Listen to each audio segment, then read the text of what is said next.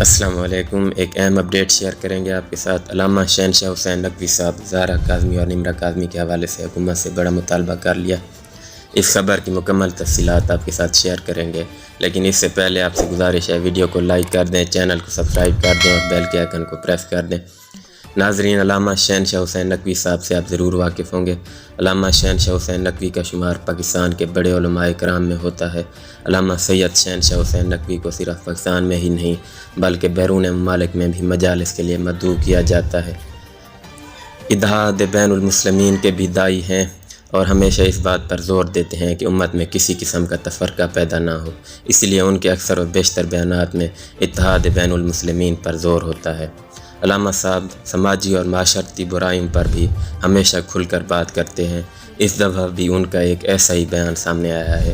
کل 10 محرم کے خطاب کے دوران علامہ صاحب نے ریاست سے مطالبہ کیا کہ مہدی کاظمی صاحب کی بیٹی زہرا کاظمی، نمرہ کاظمی اور اسی طرح کے اور بچیوں کے مسائل کو حل کرنے کے لیے ریاست اپنا کلیدی کردار ادا کرے۔ علامہ صاحب نے مزید کہا کہ اخلاق اور کردار کو پروان چڑھایا جائے۔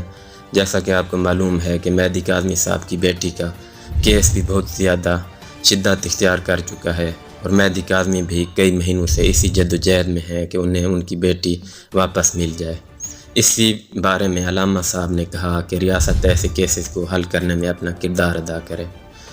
آپ سے گزارش ہے کہ چینل کو لازمی سبسکرائب کر دیجیے گا۔ مزید اپڈیٹس کے لیے دیکھتے رہیے ریختہ نیوز چینل۔